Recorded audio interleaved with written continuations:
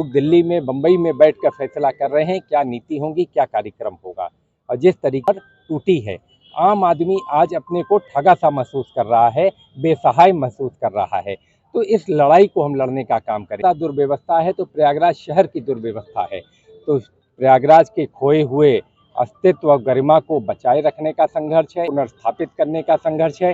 प्रयागराज की बेहतरी और विकास का जो मॉडल हमारा है वो भारतीय जनता पार्टी के मॉडल से बहुत बेहतर है। जो smile everyone smile. Good good. चलिए सब लोग जो है, सॉरी सर, आप इस तरफ आ जाएंगे, आपका भी छोटा।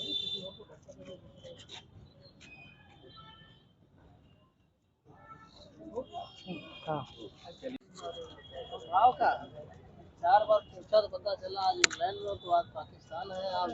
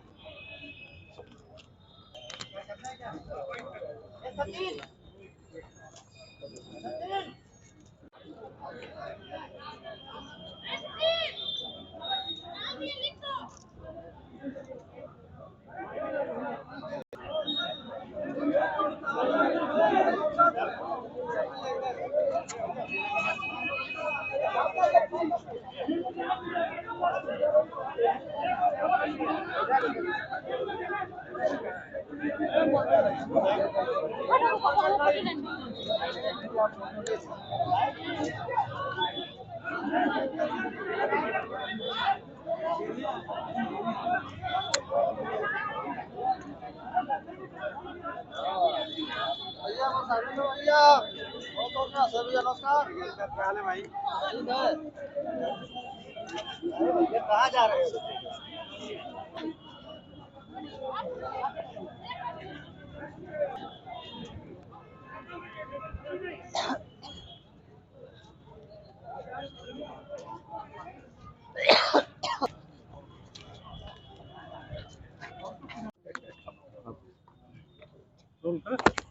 नीचे कर लीजिए हल्का सा नीचे। हाँ, आज नॉमिनेशन करने आए हैं आप, किन मुद्दों पे जनता के बीच जा रहे हैं? देखिए, प्रयागराज का जो विकास का मुद्दा है, प्रयागराज की जो उपेक्षा का मुद्दा है, प्रयागराज की जो गरिमा को गिराने का मुद्दा है, वही मेरा मुद्दा है कि पिछले 10 सालों में डबल इंजन की सरकार में कोई ऐसा काम प्रयागराज में नहीं हुआ जिसमें हम लोग गौरवान्वित महसूस कर सकें। प्रयागराज में जो सरकारी दफ्तर थे उनका पलायन लखनऊ हुआ। जो मुलायम सिंह यादव जी ने जो 3 फैक्ट्रियां दी थी उसके अलावा कोई नई फैक्ट्री नहीं लगी। जो अखिलेश यादव जी ने सरस्वती हाईटेक सिटी और जो यूनिवर्सिटी बनाई थी उसके अलावा कोई काम नहीं हुआ। और जो उससे पहले हेमवती नंदन बहुगुणा जी ने जो औद्योगिक नगरी बनाई थी उसके अलावा कुछ नहीं हुआ। जिस तरीके से प्रयागराज में अस्पतालों में मरीज परेशान होता है, छोटे छोटे शहरों में देश के एम्स खुला, लेकिन प्रयागराज में एम्स का कहीं अता पता नहीं है, जिससे यहाँ मरीज के साथ साथ तीमारदार भी परेशान होता है। निश्चित तौर पर मेरा मानना है कि औद्योगिक नगरी का समस्या है। निश्चित तौर से मेरा मानना है कि जिले का जो उत्थान होना चाहिए था पिछले 10 सालों में नहीं हुआ। और ख़ास तौर से मैं कहना चाहूँगा, संगम नगरी की पहचान पूरे देश में नहीं पूरे विदेशों में भी है, लेकिन गंगा के पर माँ गंगा पर जो अस्तित्व का खतरा मंडरा रहा है, जिस तरीके से माँ गंगा को उत्तराखंड में डैमों में सुरंगों में कैद किया गया, जो अविरल धारा है निरंतर कम होती जा रही है, निरंतर पानी का स्तर घटता जा रहा है और प्रदूषण बढ़ता जा रहा है। आज आप चले जाएं प्रयागराज में तो पूरा शहर जाम में जूझ रहा है। 100 साल 150 साल लोगों के मकान तोड़ दिए जाते हैं बिना नोटिस के चौड़ीकरण के नाम पर। और जो सबसे बड़ी समस्या पूरे देश में भी है, प्रयागराज में भी है, प्रदेश में भी है, महंगाई और बेरोजगारी। बेरोजगारी में आदमी पढ़ता है लिखता है लेकिन यहाँ पर्चा आउट हो जाता है। इस तरीके से हम कहना चाहेंगे कि समस्याओं का अंबार है। प्रयागराज के लोग मायूस हुए हैं, प्रयागराज के लोग पिछले 10 सालों में निराश हुए हैं।